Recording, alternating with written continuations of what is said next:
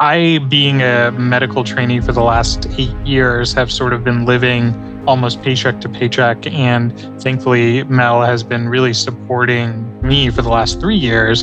And now I'm at a point where I'm about to be complete with my training and I will be a significantly higher earner.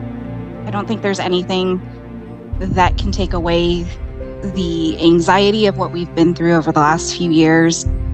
Mel, do you accept that this financial change is happening?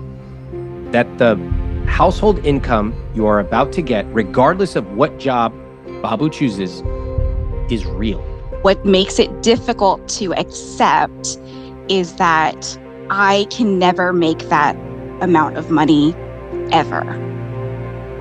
Even if I decided to open up my own private practice, I could never, ever again be the one that supports the house financially. Meet Mel and Babu. They're both 33-year-old doctors worrying about how to make an important career decision that's going to change their financial lives forever.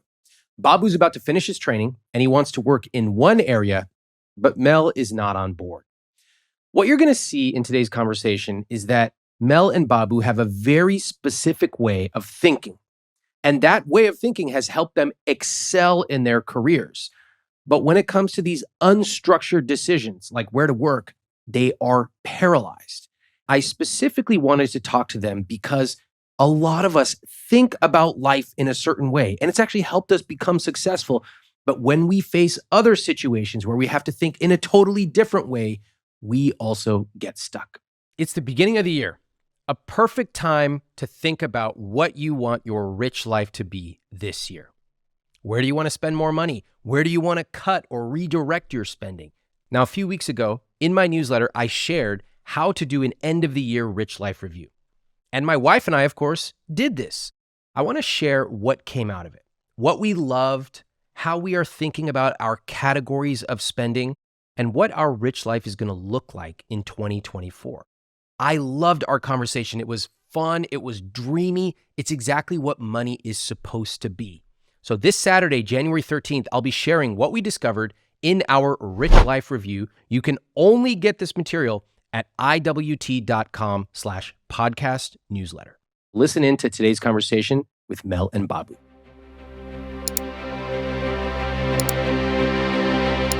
We talk about money constantly, to be honest. Like how much? From the time that we wake up until, the time that we get home. And we text each other throughout the day about how our brokerage accounts are doing. What? And Wait, how much time per day do you spend talking about, consuming media about, reading, analyzing money? At least 3 to 4 hours per day, Babu. How many episodes of RAMIT'S podcast have you had just playing in the background? Yep. Seems to be causing some stress in their relationship. Would you agree? The spreadsheet comes out weekly. Okay. Because it changes. I mean, you guys are hilarious and you don't even know it. Seriously, the people I talk to, they don't even know how much money they earn. And what about in your relationship? Like if I were there with a clipboard for a month, what would I write down about the way that the two of you together feel about money? We try to make big decisions about our finances together. I think there are times certainly that we disagree about certain things, such as how quickly to pay off our student loans, how to invest our money, and how much to invest. I, being a medical trainee for the last 8 years, have sort of been living almost paycheck to paycheck. And thankfully, Mel has been really supporting me for the last 3 years. But we've had these times in our lives where we're changing roles as the higher earner. And now I'm at a point where I'm about to be complete with my training and I will be a significantly higher earner. These last few months maybe have been particularly stressful when it comes to big decisions. I just wanted to maybe try to entertain the idea of maybe taking a lesser paying job where that Babu would take a lesser paying job and we'd be in a place where I have, better career satisfaction, and things got pretty heated and tense, and we just had to take a break from the argument. And when you say lesser paying, that's way more than he's earning now, but potentially less than the top offer, right? It would be probably 4 times my income. And how much times the current income you're making, Babu, would the lesser pay be? Minimum of 5 times. Okay, got it. For the last 3 years, we lived for my training in a different place that was, to be frank, just not our kind of environment. And my wife took a job that supported us because she was done with her medical training, but it wasn't the best environment for her. She was stressed all the time. She was unhappy with her sort of workplace and life balance. So much so that, she actually ended up quitting early, and we just made it work for a couple of months without her income and just mine alone. And now we're in a place for my last year of training where she loves it. We came in with the plan being like, okay, we're going home back to where we're originally from after this. I started looking for jobs immediately. And the offers I got, frankly, are more money than I could have ever expected in my life. We have the potential to reach every single financial goal we had quickly. It felt to Mel as if I was ignoring her views about her job and how much she likes it. And now we're moving again. It led to sort of a downward spiral and argument about like, why are we so focused on money at this point? We both clearly are going to be high earners since we're both physicians. Like, what does it matter? Got it. All right. So you took a break from this heated conversation. And then what happened? You applied to be on your podcast.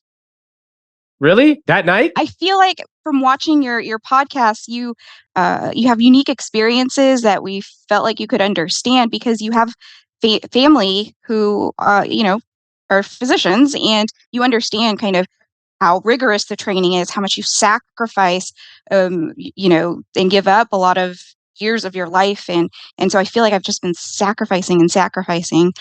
I guess part of the reason I got so upset during this argument is because I am tired of delaying gratification. I finally found something that works for me. And, I know that money is important to us, but we're going to be making so much of it. Like, does the difference between the lower paying job and the higher paying job, is that really, going to keep us from making our financial goals, in the timeline that we've set up? So. Got it. Okay.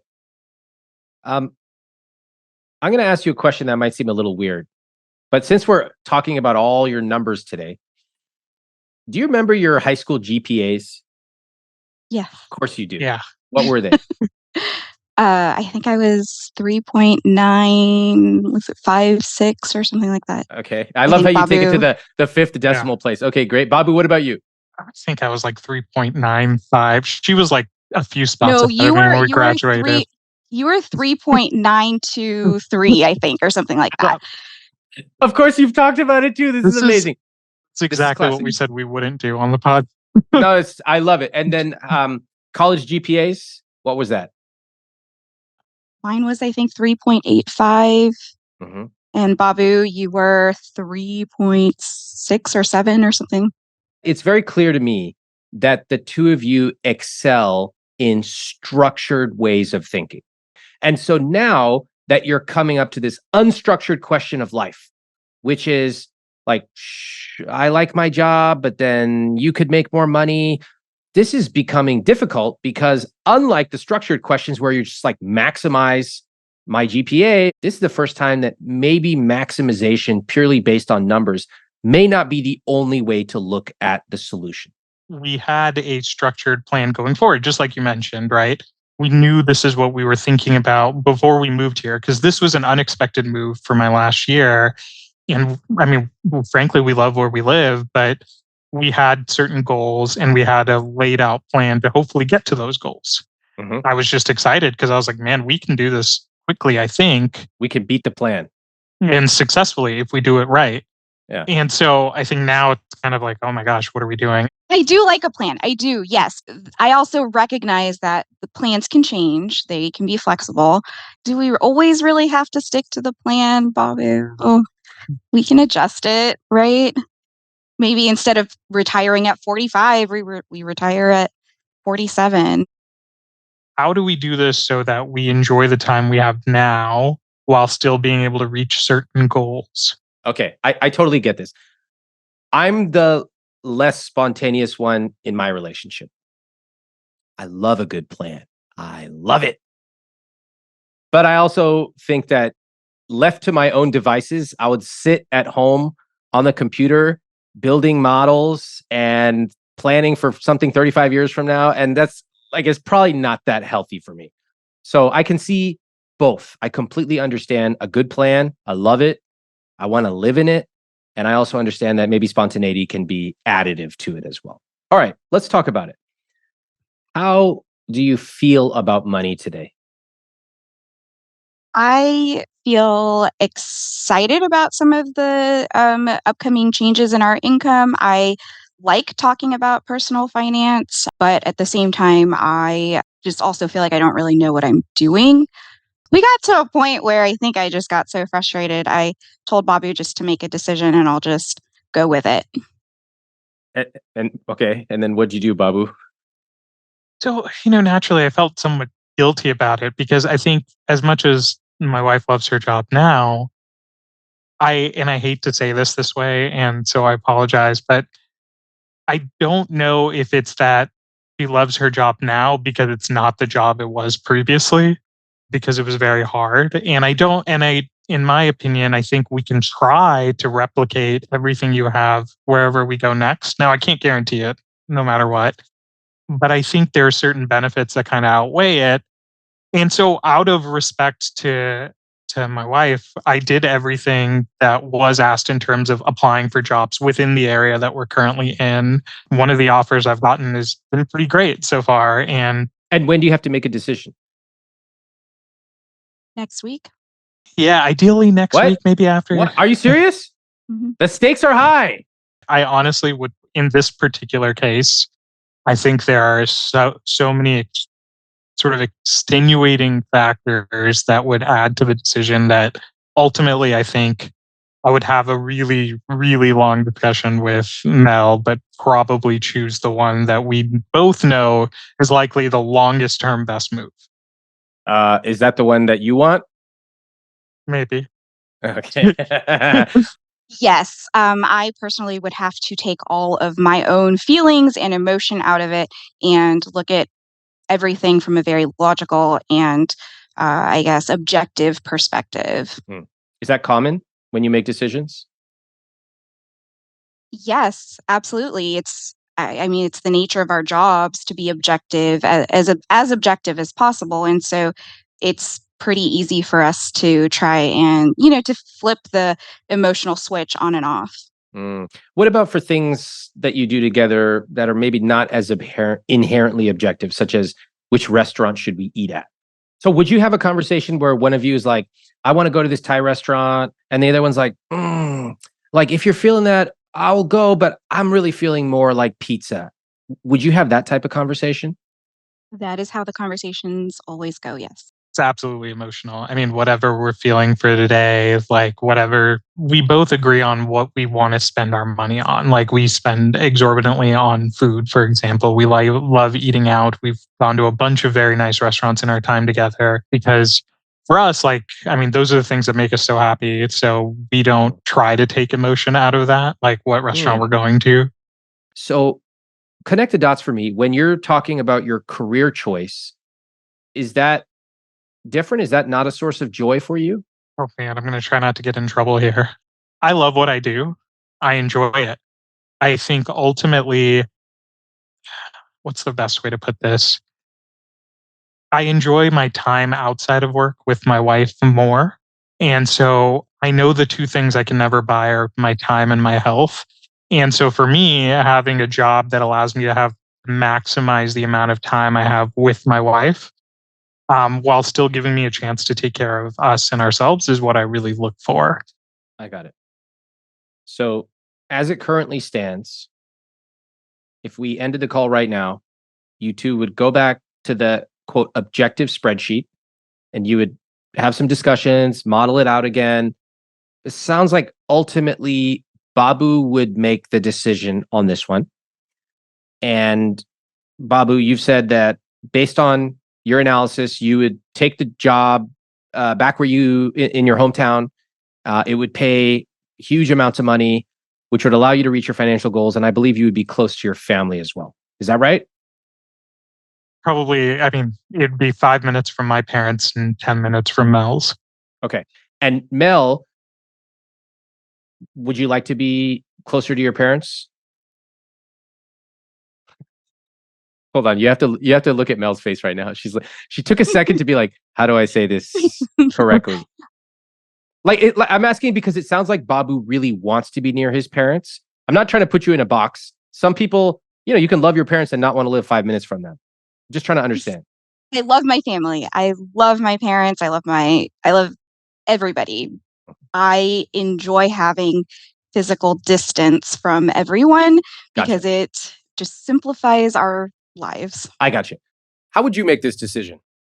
One of you is about to 5x what you currently earn and become the higher earner in the family. You have the chance to live closer to your family, but your spouse loves their job and is not super excited about living close to theirs. How would you decide? This is a really common scenario for couples. The decision might be about careers, in which case, a lot of times we often make the decision based on the higher earner. But what if you both earn enough? What if money is not the primary driver? What if you want to make a decision through a different lens besides what's on the spreadsheet? That might be involving having children, or one partner staying at home, or how to take care of elderly parents. There's so many scenarios in life where we have to think about things in a different way. And I want you to think about how you make big decisions in your relationship as well. We'll be right back. Let's get back to the show. All right, I think I understand what's going on here. What I don't understand are the numbers. And so we've kind of alluded to these salaries with all these multiples and your financial goals.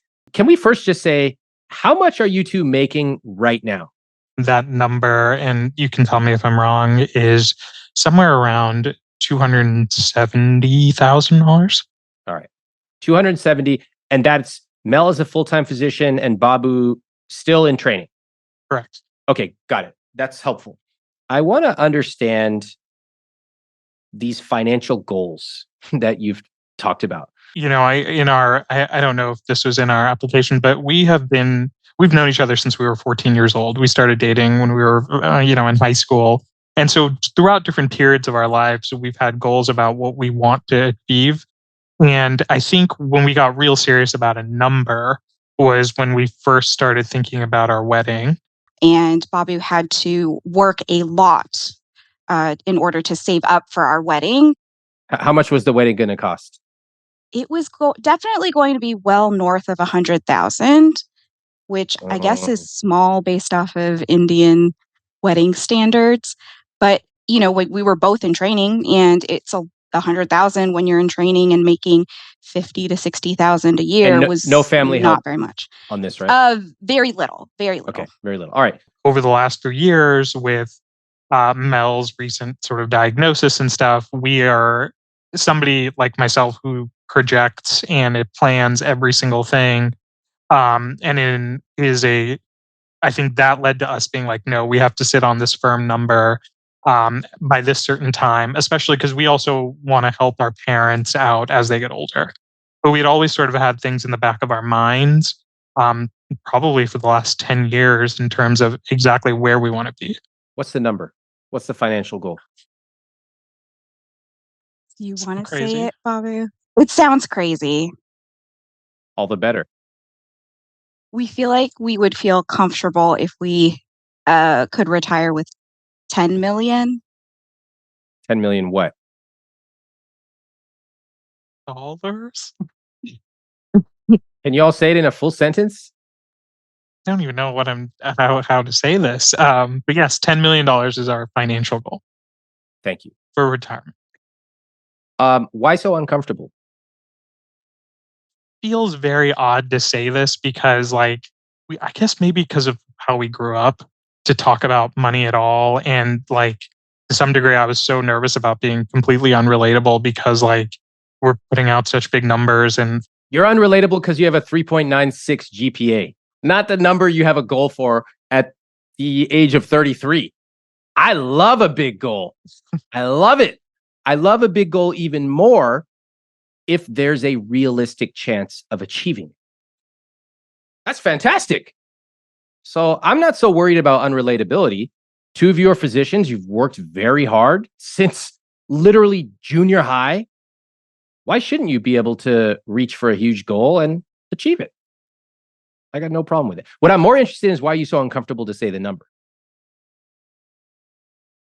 Because it's way more money than anyone in either of our families have ever made, have ever saved for, and our parents have worked their whole lives and have not even gotten anywhere near, that number or even like a fraction of it.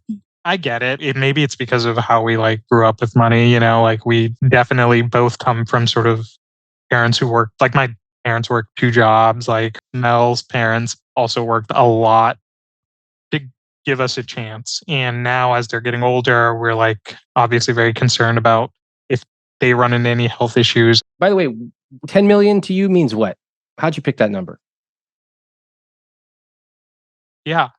If you do a safe withdrawal rate of 4%, that's $400,000 for the basically per year for 25 years. And it would be enough to take care of, and when I say enough, I mean way more than enough to take care of all of our living costs, our parents, to be able to retire them, and to be able to also go on all the travel and do things that we would need or we would want to. I take a special delight in asking twisted questions and letting people sit there in silence. I truly love my job. But I also think this is fascinating. Don't you? Here we have a couple that spends 4 hours a day talking about money.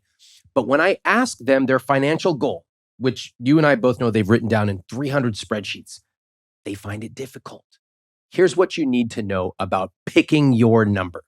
It's a valuable exercise to think about a number. The point is actually not to be right. No one's ever going to be right. Some people pick too low. These are usually the people who are not particularly savvy with money. They're often scared of money. They don't prioritize earning more. They're afraid to factor in raises.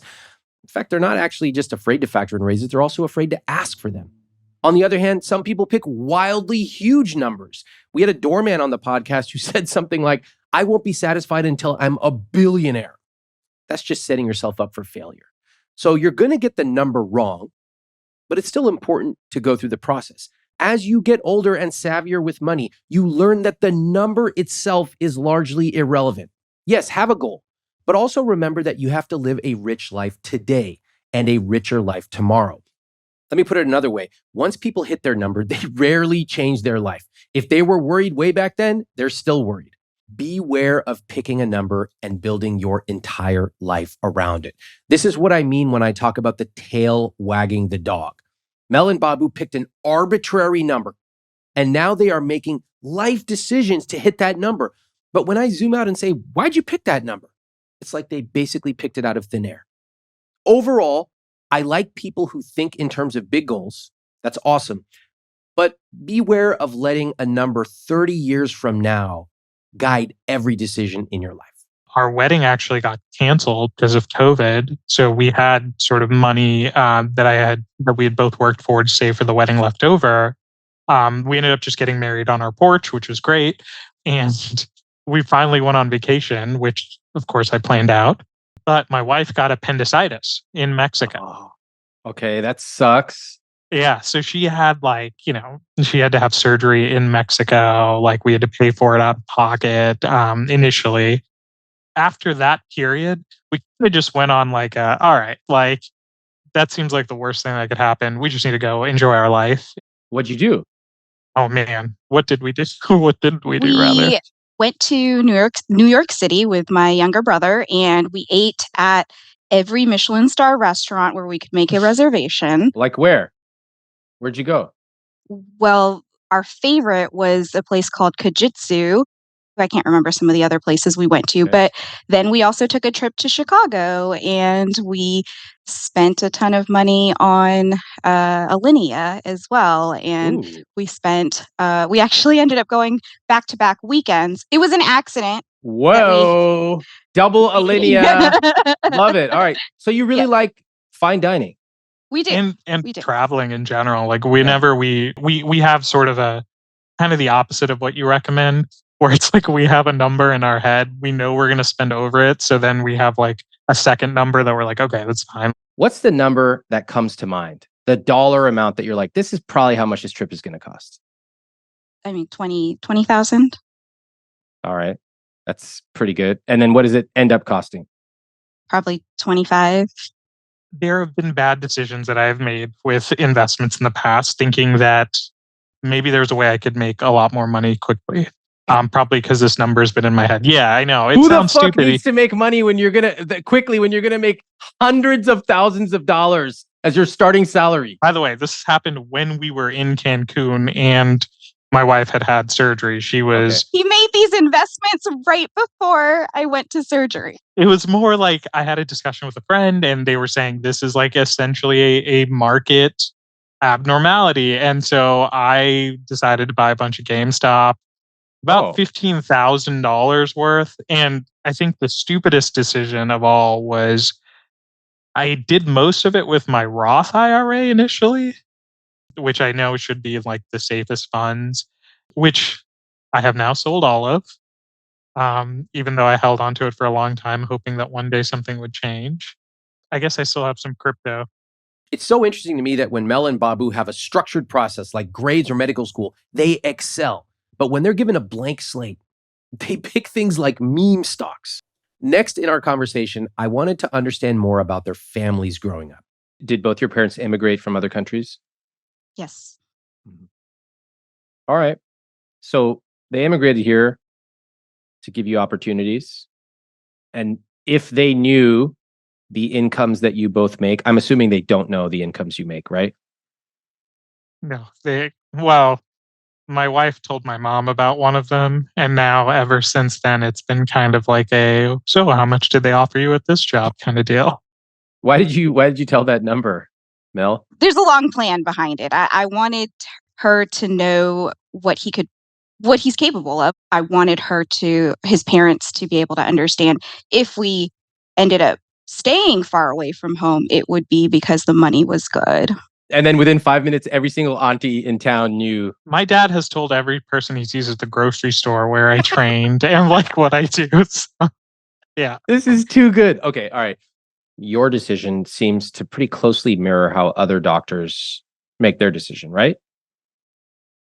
Yeah. And I think for me, what the hard thing has been is we had a sort of, I'm so sorry, I'm going to come off as like the most neurotic person, but we had a list of checks or a sort of checklist of things we wanted prior to us moving and my wife starting at her new job.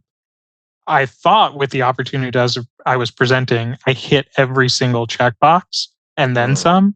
And it just didn't work, right? Exactly.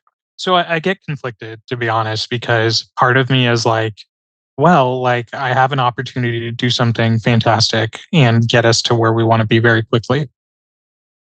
And also, I understand the idea of job satisfaction a lot.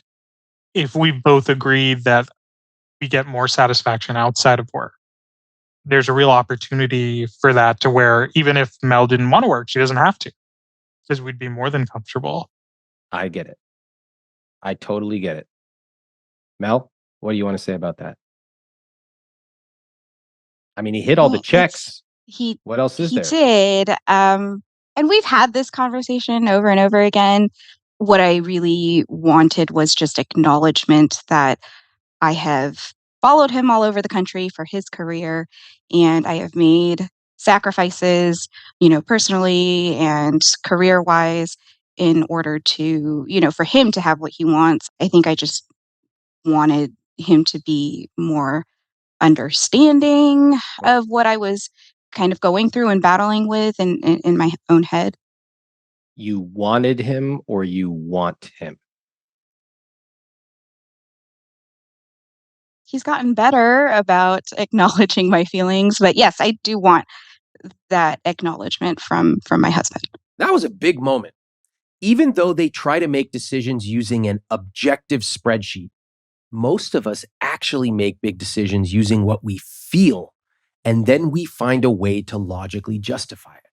We do it with decisions as small as the brand of chips we buy at the grocery store and decisions as large as where to live. Now, as I've always said, if you want to live a rich life, you have to be honest with yourself and honest with the people around you. And that means acknowledging that you're emotional about decisions. That's okay. Emotions are okay.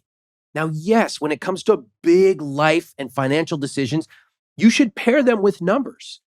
But it's totally okay to say, hey, I want you to acknowledge that I've followed you all over the country. And I feel like maybe it's my turn, or maybe it's my turn to prioritize what I'm looking for in this chapter of our lives. Speaking of numbers, I'm going to share their finances using the Conscious Spending Plan. And if you want to download this free template for yourself, you can get it at iwt.com/CSP. Their assets, $13,000. Their investments, $200,500. Their savings, $142,000. And their debt, which is all student loans, is $315,000.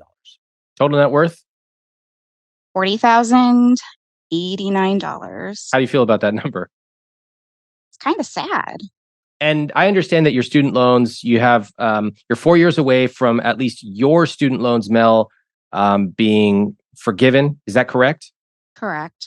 All right. So some amount of that is going to go away. And then Babu, how much is going to be left? Well, if I take this other job, Mm-hmm. their sign-on bonus will take care of all of my student loans. Oh, that's nice. And then this current Hold job, on. I have to stop here because I don't think people understand what happens at really high income jobs. Let me just explain this for a second because this is really cool. People need to see what's going on behind the closed doors. So when you have a very highly paid job, there are lots of perks. They will help you get a mortgage. They will pay all your moving or relocation costs. I mean, they'll put your kids in private school. $50,000 a year, no problem. Nowadays, it's more, $65,000 a year.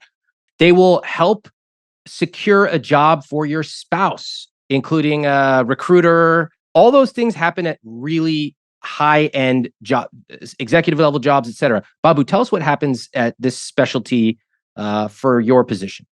in my position, they basically would give me a sign-on bonus that would take care of all of my loans. They also helped Mel find a job. They had multiple recruiters reach out to her.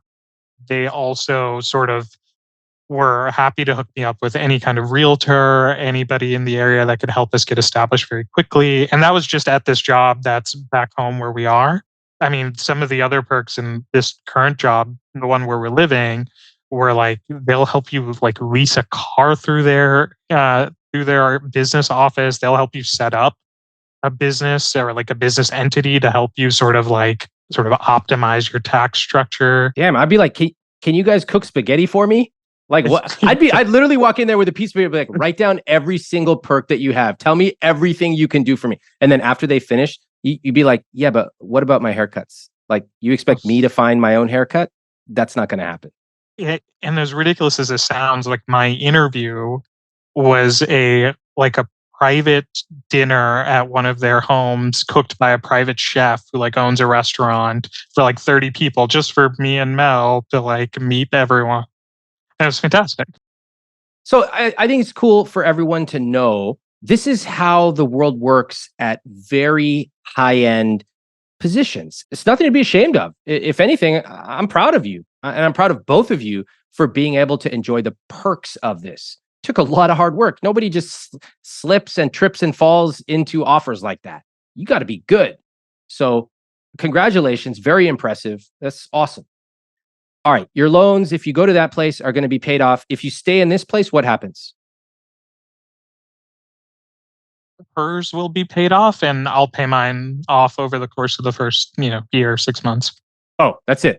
God damn, I got to figure out how much you're about to make. Hold on to that number. That's great. I love it. Okay, so the loans are basically a done deal. They're sort of irrelevant. All right, we're looking at $300,000 in loans. Both of you are just like, yeah, whatever. It's going to disappear soon. Let's not even count that. Fine. So if we look at your current income, where again, Mel, you are a full-fledged physician, and Babu, you're in training. You currently make, like you said, about $270,000 a year. Great. Your rent is $2,350. I love it. I love young doctors, usually before they become doctors. Let me tell you why. Because the minute they become doctors, they do everything wrong with money. You've heard me say it before. Doctors are one of the professions who are the absolute worst with money. They lease BMWs right out of the gate. They sign up for the worst financial advisors on the planet. And there's some very good reasons for this, which I cover on episode 127. Of course, if we compare doctors to some of the people I see on my social media feed, I'm talking about influencers, incels, the type of people who love to write me and tell me that I'm wrong. Doctors are angels. At least they have solid jobs with high income.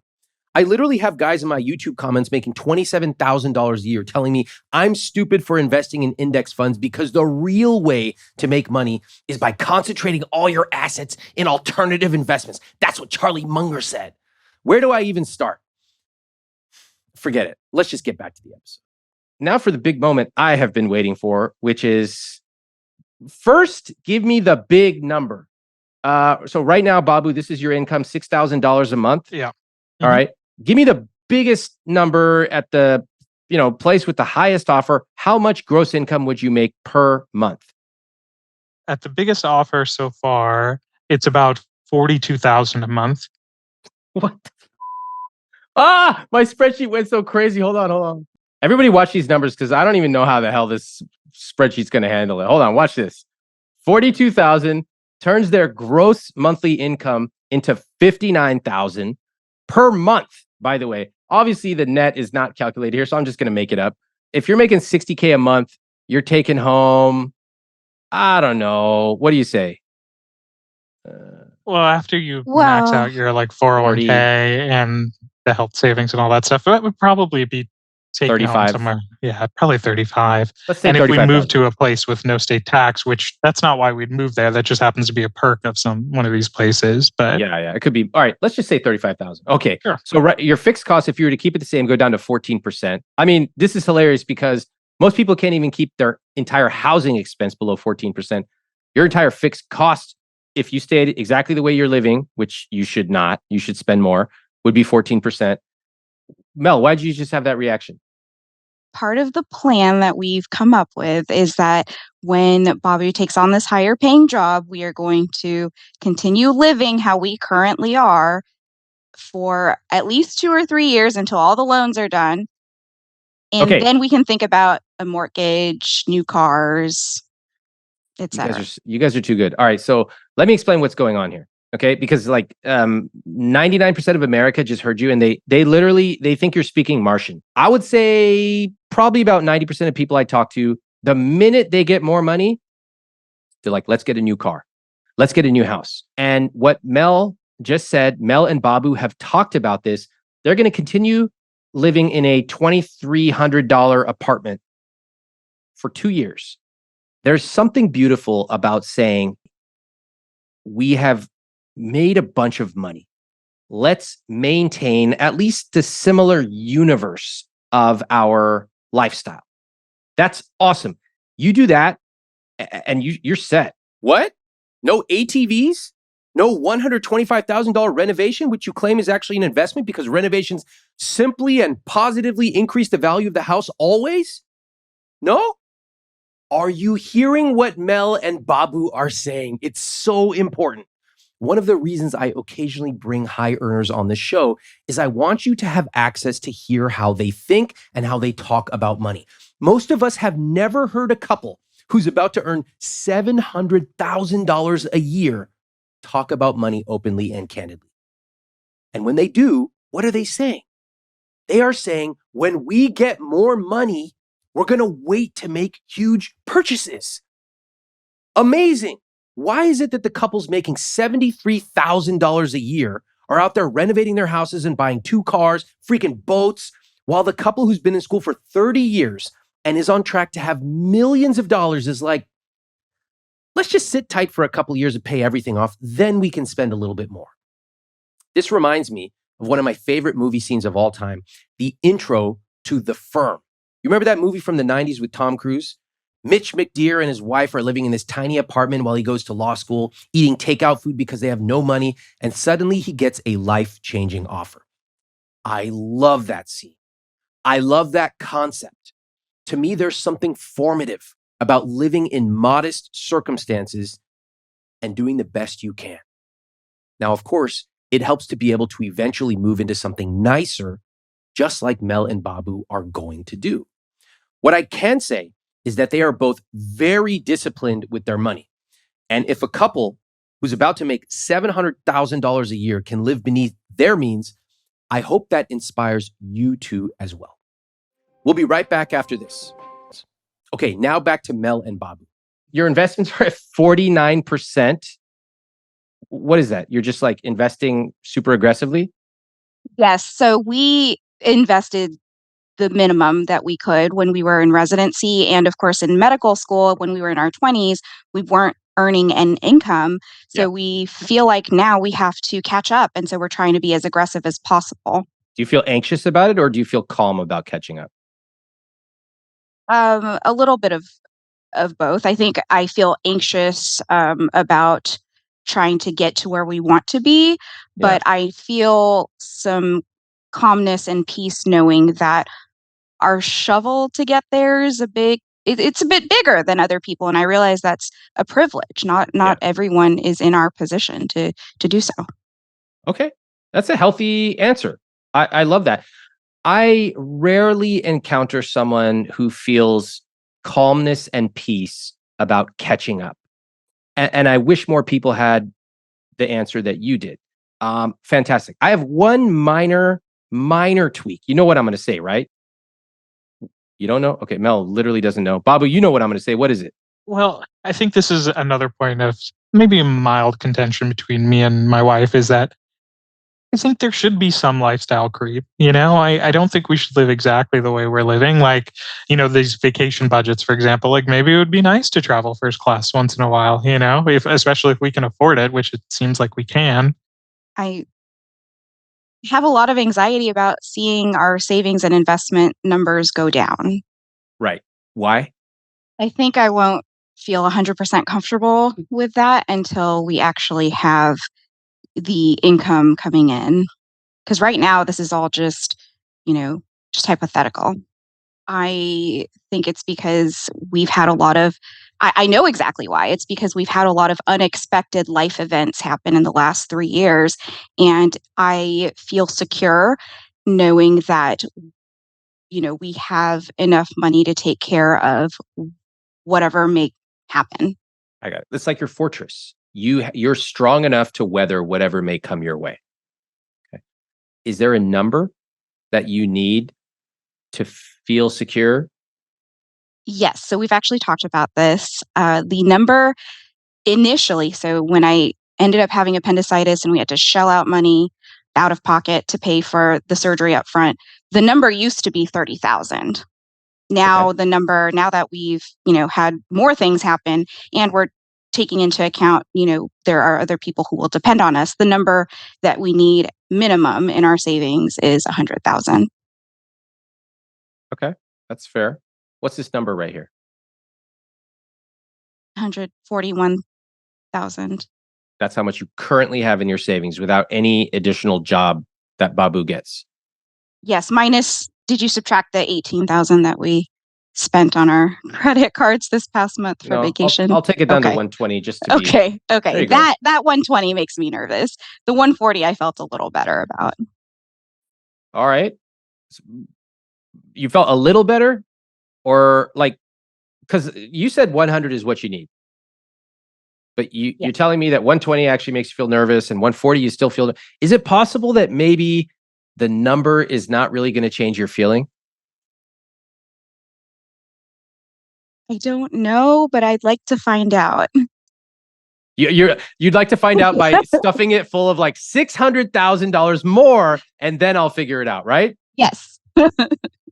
All right. Well, if you want to do that experiment, then I can tell you two things. Number one, Babu should take the highest paying job that he can possibly get, because that's the fastest way you can stuff that account up to hundreds of thousands of dollars. And number two is, you're not going to feel any differently when that's double, triple, quadruple, or 10 times more. I'll tell you right now. How's that strike you? I don't believe you. But it is interesting that your number used to be 30 and now it's 100. And do you feel any differently? No, I don't. I'd say she feels worse. So now I think there's this mindset of like, okay, we really need to have a very large sort of backup plan. How large is large? I thought we were there, but that's me looking at just the numbers of what I projected. So Mel, how large is large? I I don't know. Babu, as you're hearing Mel share her discomfort spending money, what do you notice? yeah, maybe it's that we just don't feel like we earned it yet. I think she is a I mean, I love my wife and I think she has a lot of stress and anxiety around taking care of other people at the expense of taking care of herself. Just the usual things that you should do. Like, I mean, I know a lot of the things that she does for herself is sort of me pushing for it or encouraging it. Because I want her to know that like you are just as important as all the other people around you, and it's got to be exhausting to take care of everyone around you. Hmm. Mel, what are you thinking as you hear that?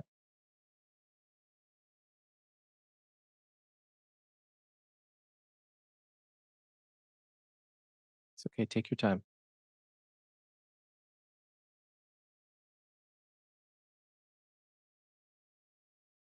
If you need to take a break, we can take a break. Can we? Sure. Let's take a break. Come back in a couple of minutes. No problem. I'm always happy to take a break when I speak to couples on the podcast. My guests are extremely courageous to come here and share some of the most intimate details of their lives. That can be scary and nerve-wracking. So I want to thank all of my guests, especially Mel and Babu today, for being so open. I will also say it's striking that we've talked about some really heavy stuff so far. Huge career decisions, living near family, completely changing their socioeconomic status. But it was only when I brought up how Mel feels about money that she became overwhelmed. Both Mel and Babu excel at logic and structure. But all of us are human. We feel certain things about money, and our feelings are like a muscle. If you don't use them, when you're confronted with them, it can feel overwhelming. Now, if you are a logical spreadsheet lover, you might ignore your feelings and double down on your calculations. It's safe. It's calm. Cell C36 never made me cry. But that's just camouflage. The real solution is yes, know your numbers, of course, but also master your money psychology and the way you feel about money. Build those skills.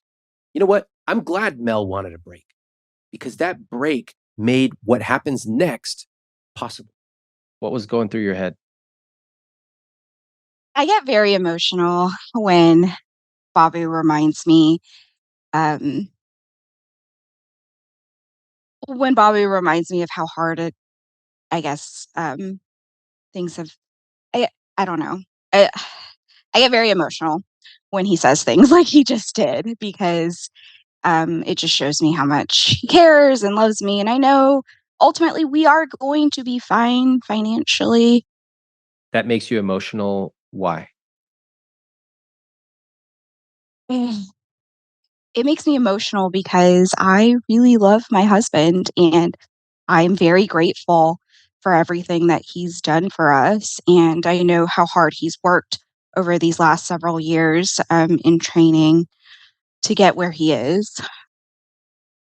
Your own history would suggest that whatever number you set, collectively, you two are such a powerful team that you're going to blow through that goal. No doubt. You've done it every time you set a goal, correct? I mean, back since junior high, if you think about it, when you met in high school, you two set goals, you talked about it, you beat your goals, and here you are on top of the career pyramid. You did it. Now you've shifted that focus to money, and you've taken that same quantitative structured approach. You said, okay, we need a goal, we need to save, we need to invest, and you did it. And, all this debt and stuff aside, you won. Give it another 1 year and the numbers are going to be insanely positive.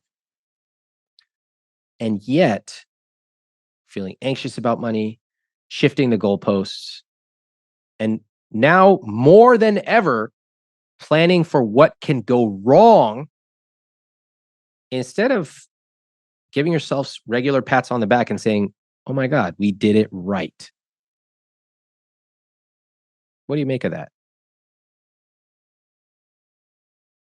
I know that's a product of our jobs.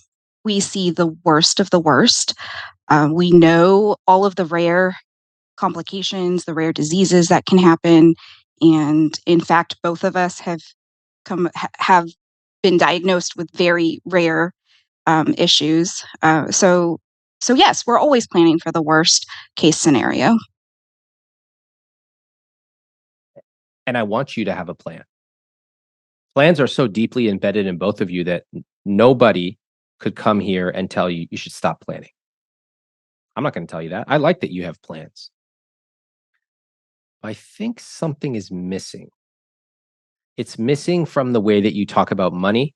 It's missing from the way that you talk about careers. It's missing from the way that you talk about your future together. What is missing?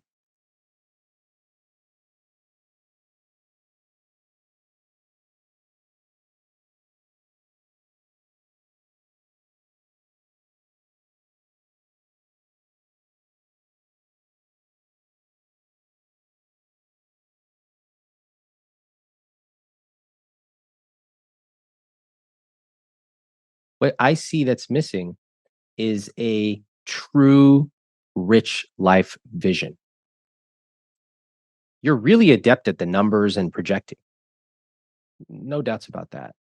But what is it all for? What does $120,000 in savings or $250,000 get you? What does $10 million get you? You might think it'll make you feel safe,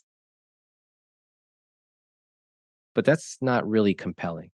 So we've talked about this. We've talked about like, okay, if we get there, what do we want out of all of this, right? When we get there, When we get there, what do we want out of all of this? And I would say those things have really changed over the last 5 years.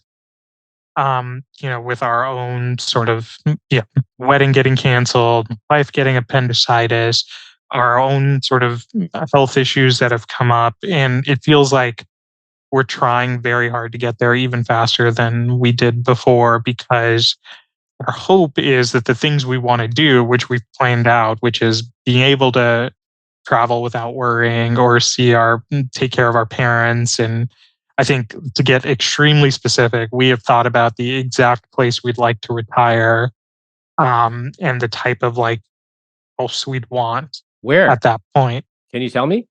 Yeah, it's one of two places. It's either going to be in Hawaii, specifically the North Shore of Oahu, um, or this last year we were in Madrid, and we like Spain. We both, thankfully can speak a little Spanish, and like we loved the culture there. We like how everything was set up, and we felt like there were very few places in the world we just could retire happily, and that was one of them. And so. Right. That's the goal, is to ultimately be able to do that without worrying. And I feel like we're getting there. I agree. Mel, what do you think? What's the rich life vision? It's about being able to, like Babu said, I agree with everything he said, is, being able to travel, go where we want without having to worry about money. It's about having options, including, just when we work. If I want us to be able to work because we enjoy it, not because we feel like we have to earn an income. I want the option to live wherever we want to in the world, and just be able to go anywhere we want without anyone telling us where to be. When do you get to live it?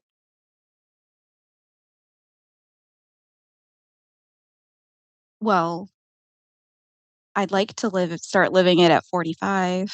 But I guess there's always some worry in the back of our mind about, what's going to happen next. I feel like as a byproduct of the way we were brought up and the careers we decided to choose, that's a natural sort of defense mechanism for us to be able to deal with or cope with some of the issues we deal with day to day. It's worked so far because it's gotten you both where you are, which is successful. So let's keep using the same strategies that got us here, right? Yeah. Yeah. That's how most people go through life, especially if you are academically inclined and you're a high achiever. Like I said, you know how to win. You get the A's or preferably A pluses. You get into great schools. You do your training and you win. But sometimes the thing that got us here, as the famous book title goes, will not get us there. You can't spreadsheet your way to a rich life. I agree with that. You have to change what you're doing as your circumstances change. I mean, that's pretty much what we do every single day Right. in our jobs. Totally agree. Similarly, maybe the ways that you made decisions about money early on, maybe there's a different way to look at it now. Because according to the numbers here, Babu, you told me about the highest income that you would expect. By the way, I suspect from the way you two were talking that number goes up substantially over time, correct? Yes. What's the number that it eventually would become per month? Or just tell us I don't know, some number. I would say, let me conservatively, I think once I make full partner, it would probably be somewhere around 55 to 60K a month. So we're talking like $700,000, $800,000 a year. Fantastic. All right. Now, instead of this current 42,000 quote entry level salary that you would get at the high place, tell us about what you might get if you stayed in your current location. So if we stayed at the sort of lower paying, with I can't believe I'm saying that, but it would be approximately like about 30K a month. That feels comfortable. Yeah. Again, let me just read off the numbers for everybody listening. We're talking about a gross monthly income of 47,000. This is the job that is in the current city, not moving. Okay, so it's not the highest paying one, but it's quite well paying. You're netting, we're just estimating here, 28,000 a month. Again, real rough numbers. Fixed costs are 18%. Investments are 66% of net. All right. Savings are 7%, and your guilt-free spending is 9%. Now, this is a seriously wacky CSP, but I'll tell you something. I don't mind it. My CSP makes no sense because I spend a ton of money on travel. And your goal is like, we want to invest super heavily. Okay. Mel, what do you think of the numbers? They look okay? What do you feel? Yeah, they look okay. I would feel very comfortable with that. And actually, the investments come out to a lot more than what we Babu and I have discussed. Why is that? I think because we've thought about how much we want to invest total over the next couple of years, and then once he makes full partner, then that number will increase probably by double. Yeah. So you could invest even more. Can we just take a look at let's just do a compound interest calculator, because I know you have this goal of 10 million. By the way, how much do you currently have invested? About, how much did we say? 200,000, was it? 250, was it? Okay. Yeah. Is that about right? 250? All right. I think so. All right. Annual addition, what was the number we just said? 18,000 a month. Yeah. So let's just 18 times 12 is 216,000. Oh, that's a lot. That's great. That's crazy to see that, right? It's insane to see All that, right. because that's more than my whole salary right now. Yeah. All right. Well, again, these are just numbers and you have choices. You could choose where you go to work and all that. There's lots to choose from. Years to grow. You're 33.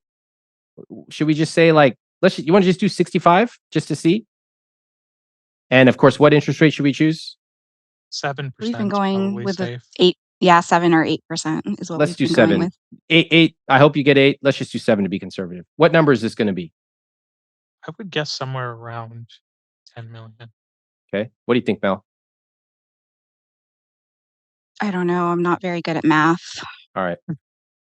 Read that number out loud, please. $27,652,437.51. $27 million. What's your takeaway from that?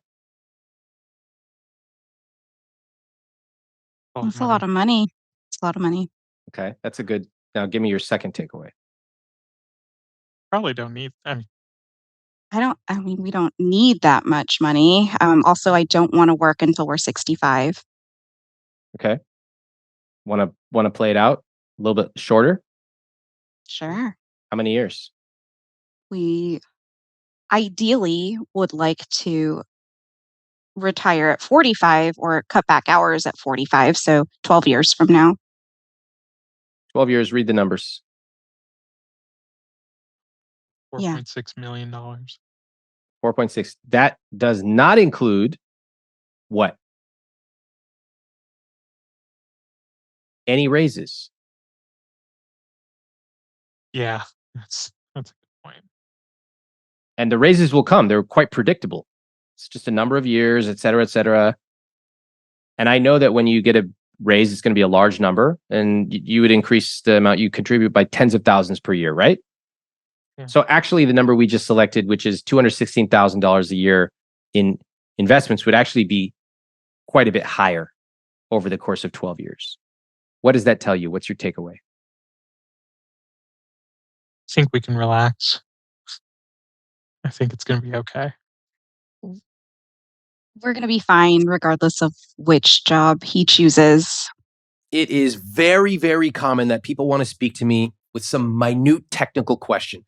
But as I get to know them, they work through the question they thought they had, then another, until finally they realize that what they're feeling actually has nothing to do with some technical question about money. That is exactly what's happening here.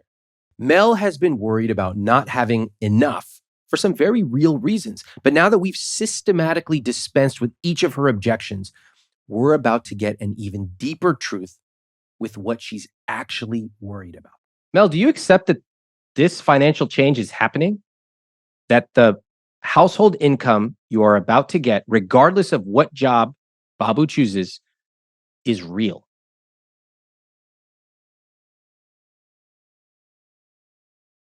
Yes, I acknowledge it's real. What makes it difficult to accept is that I can never make that amount of money ever. No matter what position I take, even if I decided to open up my own private practice, I could never, ever again be the one that supports the house financially.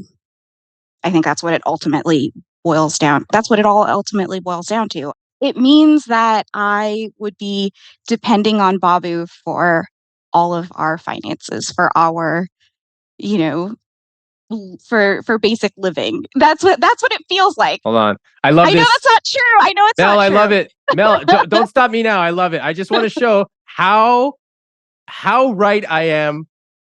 Because when I say the way you feel about money is highly uncorrelated to the money in the bank, and here we have a very successful position, Mel, who's currently earning $17,000 per month.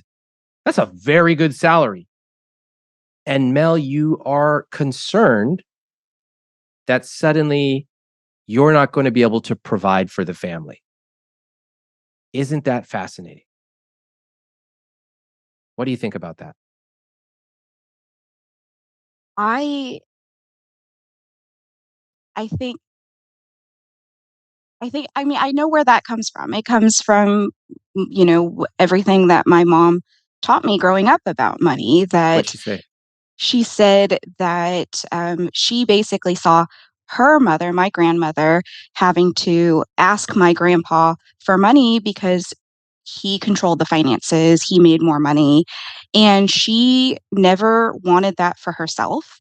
And my mom made sure to instill that same kind of independence in me. Again, I know logically that is not the case. Babu is amazing. He's supportive. He constantly gives me reassurance that, yes, we are a team. We are doing this together. But yeah, it's hard to shake the feeling of I will never be able to, you know, I guess, win again. Yeah. Then Mel, don't try to shake the feeling. A feeling is a feeling. You can't tell someone to stop feeling. I don't think there's anything that can take away the anxiety of what we've been through over the last few years. I think that's really what underlines a lot of our conversations. I like seeing the numbers. I know we're going to be fine, but that is assuming that both of us remain healthy for the next 12 plus years that we're working. Like Babu said, tomorrow's not guaranteed. And so I feel like even though the numbers look great on paper, life happens, right? And so I think that's why we feel so much pressure to get to our goal as quickly as possible. Life is not guaranteed.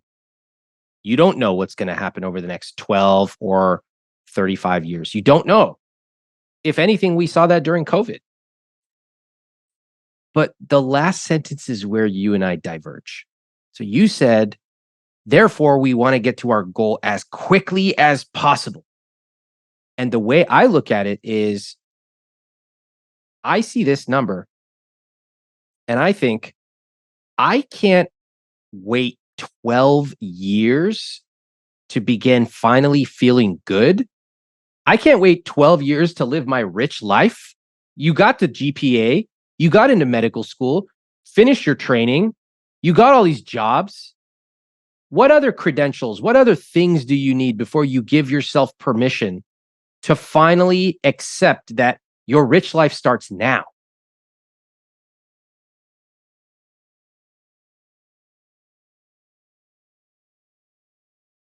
You can take this one. I don't know what to say to that.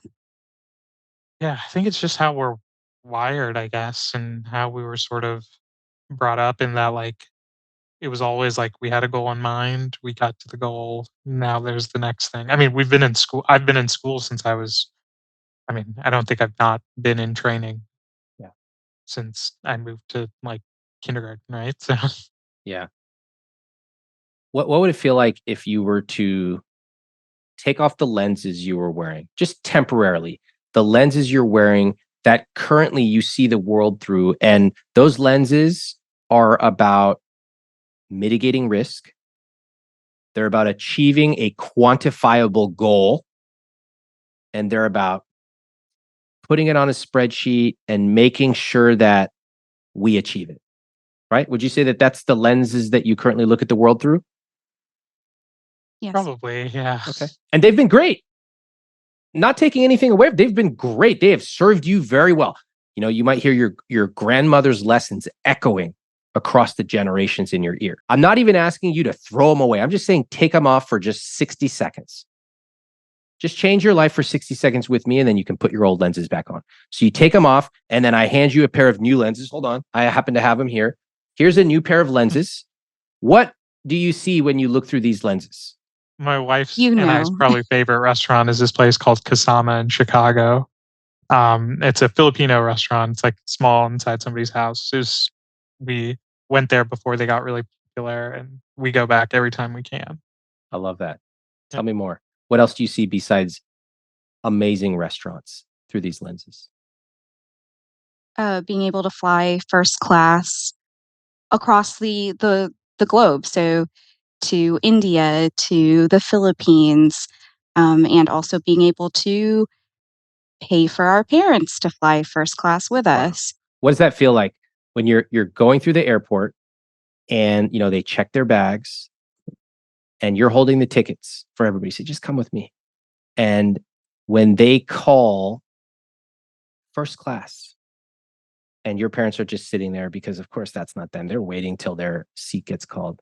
And you say, come on, let's go. And they say, what do you mean? And you tell them, what does that feel like? I think that's been like a personal goal for both of us, is to be able to take care of our parents since they gave us, so much with limited resources. And so I think that would feel, I don't want to say complete, but sort of like a sense of like, okay, we did it. I feel happy and fulfilled to some degree, and like not really worried about anything at all at that point. Mel, how about for you? I think it would feel like we've really accomplished what we have set out to do in our life. Our parents, they sacrificed so much for us, and, got us to where we are today. It's just one small way that we can pay them back. And I think it would feel great. We would feel accomplished. I want you to be able to play that note with your career, with your family, with where you live, everything. I want you to add a level of richness that currently does not exist on a spreadsheet. I agree with you. I think, yeah, you're right. We should focus maybe a little less on the numbers. The numbers they're there regardless of which position is taken. The earning potential is there. As far as, the way we talk about what to decide on moving forward, yeah, our happiness should be our priority. Thinking about, who we want to come home to, um, who we want to see on the weekends. Right now, it's just you and me that's here in the city. And we talk a lot about how we miss our friends, we miss our family. And so being able to add them into our perfect week, I think uh, it would be great. And to be able to actually have them physically close so that we can take them out to eat and with us, and they can enjoy some of the experiences that we have together. I think that would definitely, yeah, that'll definitely, I'll take that into consideration. I think that'll make us happy. I like this. The experiences we have together and the people that we're with. I recognize we are in a very good position, a very privileged position, to be able to one day, or at least even now, to be comfortable to do what we want to without really worrying too much about money. It's just hard to let that worry go at times. That last conversation where they talk about their hopes and dreams, including their favorite restaurants and treating their parents to luxurious travel, that made me so happy. It's the first time that I really heard Mel and Babu truly dream. They put away the spreadsheet and the worries, and they simply talked about what kind of rich life they want. Mel and Babu are in an enviable position. They are academic rock stars. They have awesome careers, and they have really good financial discipline. What they needed was a little help looking into themselves and connecting with their own desires. Yes, you can save enough to build a financial fortress, but a fortress or a savings account cannot be the end goal. You've got to enjoy the journey because, as Mel said, tomorrow's not guaranteed. So now, let's check in with their follow-ups. First, we'll hear from Babu. Hi, Ramith. One of the things we learned on the podcast is that we spent a lot of time talking about our finances, and that ate up a lot of our day and impeded our ability to actually just hang out and spend time with each other at times. One thing that surprised us is that, looking at how we were structured, our finances were structured, both Mel and I thought we were very behind. But it's nice to know that there is a path forward and that there are things we can do to get to our goals that we had in mind without always looking at the numbers and always looking at the spreadsheet and trying to plot our next move. Now, one thing we're definitely going to change in the future, and we have already, is we've identified things that make us happy. And even if we don't necessarily need it, we're buying or we're spending, knowing that like it's important to enjoy our time in the present. And we've worked on sort of cutting out the things that aren't really important to us, but spending very aggressively on the things that do matter to us. We really learned a lot from our time together, and we appreciate you taking the time to chat. And now here's Mel's follow-up video, which, just as a reminder, you can watch on YouTube. So one thing I learned after talking to Ramit is that I spend a lot of time worrying about other people, and oftentimes it's at the detriment of my own health and well-being.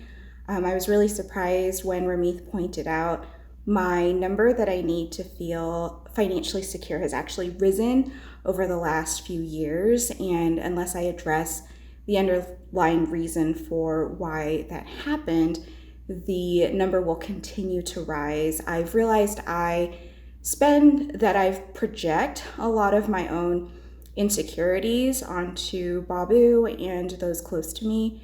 And that's likely the reason why I need this large emergency savings in order to feel okay.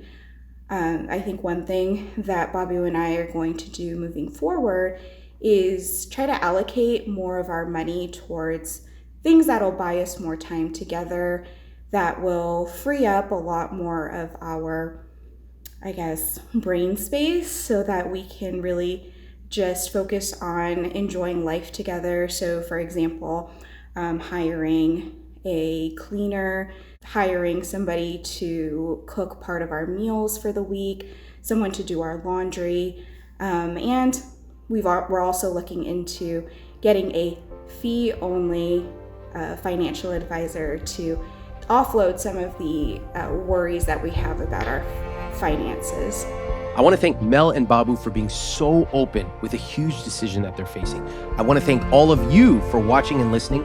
And if you enjoy this podcast, please go on Apple Podcasts and leave a written review. It really helps.